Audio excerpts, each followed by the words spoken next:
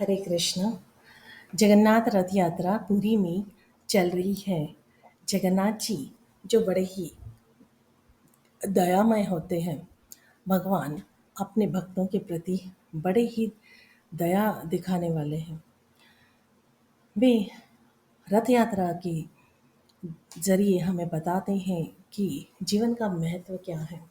रथ पर निकल कर वे कहाँ जा रहे हैं, सड़कों पर से गुजरते हुए सबको दर्शन देते हुए, और जहाँ कहीं कोई भक्त की कोई अ, उनकी प्रार्थना सुन ली, वही रथ रोक दिया रास्ते पे, और वो उस रथ को फिर कोई नहीं खींच सकता कि आगे बढ़ाना है जब तक वे नहीं चाहते।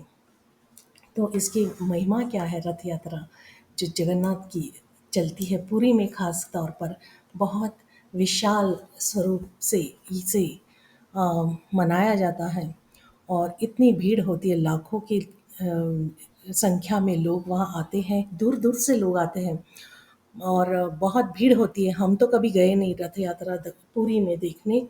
हमने सुना है कि बहुत भीड़ होती है, और इतनी भीड़ में हमें कहाँ मिलेंगे दर्शन। पर जिसके मन में सच्ची अभिलाषा होती है, उसे दर्शन प्राप्त होते ही हैं। तो कभी जाना चाहिए रथ यात्रा में, जगन्नाथ जी के पुरी में। तो जगन्नाथ जी का एक सुंदर सा पद, एक भजन है जो आचार्यों ने लिखा है। अ, इसे लिखा है वासुदेव घोष जी ने, और इसका कुछ लाइन मेरे पास है जो मैं गा के दिखाऊंगी। जय जय जगन्नाथ सचिर नंदन, त्रिभुवन कोरे जार चरण वंदन। All glories to dear son of Jagannath Mishra and Sachi Devi. All the three worlds offer prayers unto his lotus feet. नीलाचले शंख चक्र गदा पद्मधार, नदिया नागरी दंड कमंडलुकर. Nilachal, he holds the conch shell disc club and lotus flower, while in the town of Nadia he holds a sannyasi staff and water pot. केह बोले पूरबेते रावण बाधिला, गोलोकेर वैभव लीला प्रकाश करिला. श्री राधा रभावे बेगुरा अवतार, हरे कृष्ण नाम गौर करिला प्रचार. In olden times, he revealed the splendorously opulent pastimes of Golo as Krishna. It is he who has come from Vraja, he came to Nadia. Accepting the mood lust of Sri Radha, he has come from Vraj to Nadia. He has come now. Govind, the Lord Govind, cowherd boy, has come as Lord Gaurang, and he has come distributing Hare Krishna Mahamantra.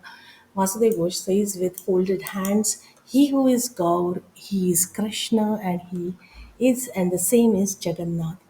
सो जगन्नाथ रथ यात्रा की ये जो महिमा है, ये बहुत अनोखी है, और ये बहुत पुरातन काल से चली आ रही है, और ये आज भी कलयुग में भी उतनी ही महत्वपूर्ण है। और इस रथ यात्रा से एक खास सारे भक्तों को एक खास क्या बोलते हैं उसे, इससे एक मैसेज मिलता है कि ये जो रथ है ये क्या है, इस पर सवार ये जो तीन विग्रह सुंदर जगन्नाथ बलदेव सुभद्रा, ये ब्रदर सिस्टर्स हैं, और ये कहाँ जा रहे हैं? ये जा रहे हैं अपने धाम, अपने प्रियजनों से मिलने। तो रास्ते पर, सड़कों पर जब ये रथ निकलता है, सारे लोग पुष्प वृष्टि करते हैं उनकी प्रतीक्षा में, आंसू बहाते हुए उनकी प्रतीक्षा करते हुए कि कब भगवान दर्शन देंगे, क्योंकि वे सड़कों पर निकले हैं। हम भगवान निकले हैं भक्तों को दर्शन देने के लिए। और ये बड़ा सुंदर मनोहर दृश्य होता है। जब हम स्वयं रथ यात्रा में शामिल होते हैं तो वो अलग बात होती है। हमें उतना आनंद नहीं मिलता जितना जब हम दूर से कोई रथ यात्रा देखते हैं तो उससे मिलता है। दूर से आप देखो रथ, भगवान का रथ, इसमें तीनों विग्रह बलदेव, जगन्नाथ, सुभद्रा उस पर विराजमान है, और वे निकल रहे हैं, रथ निकल रहा है, और भक्तों की भीड़। तो ये जो दृश्य जब हम देखते हैं तो इसमें बहुत आनंद आता है। उससे भी बढ़कर जिस हम स्वयं उस यात्रा में शामिल होते हैं।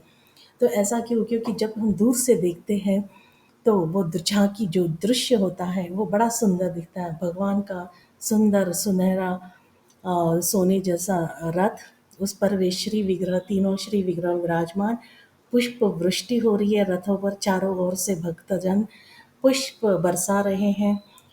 कोई आंसू बहा रहा है, कोई भगवान की प्रतीक्षा में है कि कब भगवान बोल उठेंगे। ऐसे अनेक भावों में भगवान अपने भक्तों को अ, भक्तों को देकर भगवान उनकी आस्था बढ़ा देते हैं।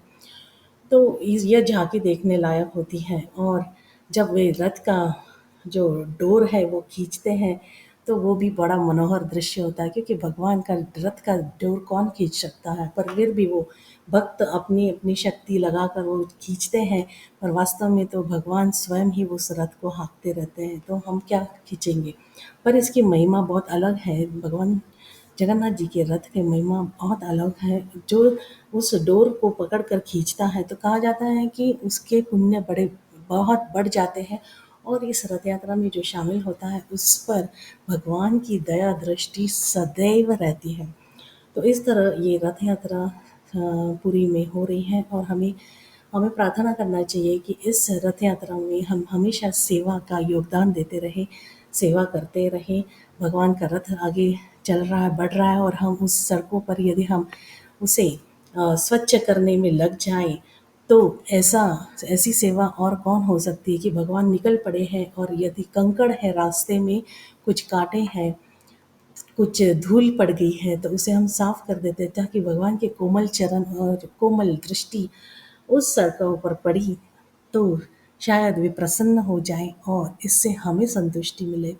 तो इस तरह का ये रथ यात्रा का पूरा है।